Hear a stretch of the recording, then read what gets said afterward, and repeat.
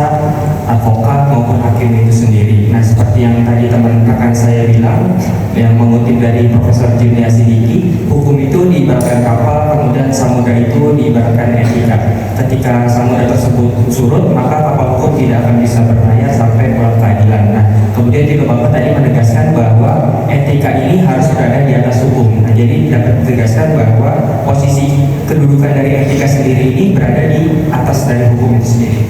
Nah, kemudian konstitusi kita menyatakan bahwa Indonesia ini merupakan suatu negara hukum yang dituangkan dalam pasal 1 ayat 3 Undang-Undang Dasar Negara Republik Indonesia tahun 1945. Nah, sebagai salah satu ciri dari negara hukum sebagaimana dikemukakan oleh Julius Stahl, yaitu adanya peradilan administrasi yang dapat kita katakan sebagai kekuasaan kehakiman. Nah, dengan banyaknya kasus-kasus pelanggaran etik atau pelanggaran kode etik, khususnya di kalangan hakim, yang dimana hakim sendiri itu merupakan suatu ujung tombak dari keadilan. Nah, apakah konstitusi kita yang menyatakan Indonesia negara hukum ini masih relevan di saat ujung tombak dari keadilan saja banyak yang melanggar kode etik sendiri? Nah, kemudian pertanyaan yang kedua, ada pepatah lama yang mengatakan tak ada gading yang tak tetap, yang artinya tidak ada manusia yang sempurna, semua bisa terjatuh termasuk hakim itu sendiri.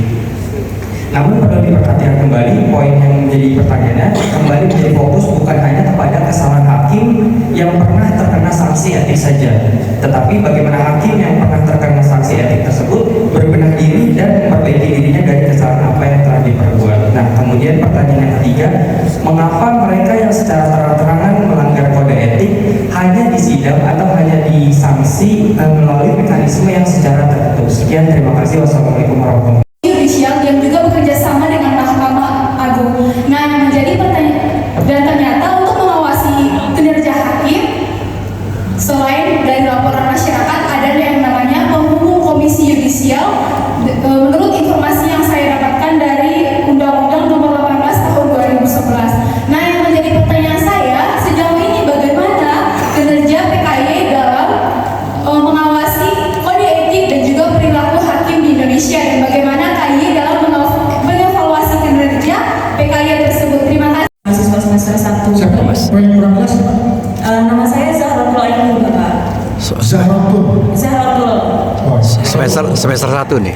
Saya mahasiswa S1 Ilmu Hukum non reguler. Saya mau izin bertanya Bapak terkait yang sudah dijelaskan sebelumnya. Terkait dari lembaga polisi yudisial sendiri kan termasuk dari salah satu bagian dari lembaga yudikatif ya Bapak, dari eksekutif, yudikatif dan legislatif. Nah, kemudian untuk KY sendiri termasuk salah satunya dari bagian yudikatif. Di sini kode etik ini tadi yang sudah Bapak jelaskan sebelumnya itu kolaborasi antara MA kemudian sama KY. Nah, apakah memang ruang lingkup kerjanya ini sama? Terus kemudian bagaimana bagaimana dengan MK sendiri? Padahal MK juga kan ada termasuk hakim juga ya Bapak. Nah, itu kemudian KY ini kan mengawasi ya, sebagai badan pengawas terkait hakim. Kemudian yang memutuskan apakah hakim itu melanggar kode etik itu adalah MA. Nah, kemudian yang mengawasi MK ini siapa? Apakah KY juga termasuk? Seperti itu. Terima kasih Bapak. Dalam saya Islam berbicara Pancasila, itu juga terkait dengan etika moral yang ditujukan dalam maqasid syariah. Dari bangsa menjaga agama, menjaga jiwa, menjaga keturunan, menjaga akal, menjaga hati. Hal-hal yang saya sampaikan ini adalah pula terkait dengan kesadaran, dengan pemahaman, dan itu adalah akhlak. Akhlak ini adalah etika. Bagaimana ini menjadi satu kekuatan bagi kita guna mewujudkan peradilan yang bersih dalam rangka mewujudkan kekuasaan kehakiman yang benar. Merdeka di sini tentu hakim harus mandiri, pengadilan itu harus independen.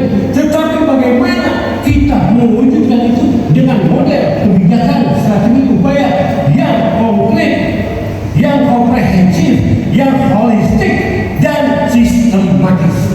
Inilah menjadi suatu PR bagi kita semua, bagi para mahasiswa, untuk mewujudkan harapan dan cita-cita sebagaimana dimaksudkan konstitusi terkait dengan penegakan hukum, penerapan hukum secara nyata berkeadilan.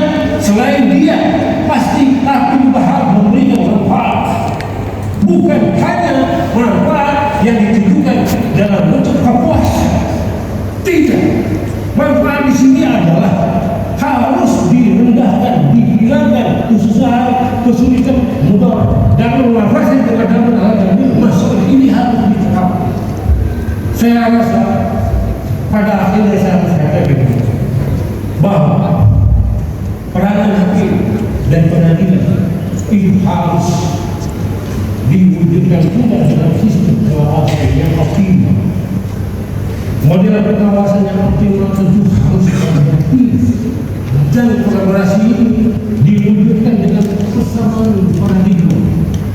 Dan oleh karena itu harus badan pengawasan ini memiliki kemampuan pemeriksaan secara bersama yang lebih optimal dan bermanfaat pula lah.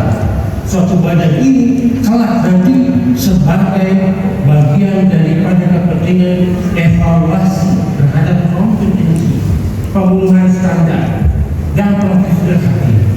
Kita akan rekam jejak terhadap hakim untuk penilaian mutasi termasuk promosi dan emosi di dalam untuk penilaian kalau daripada hakim agung.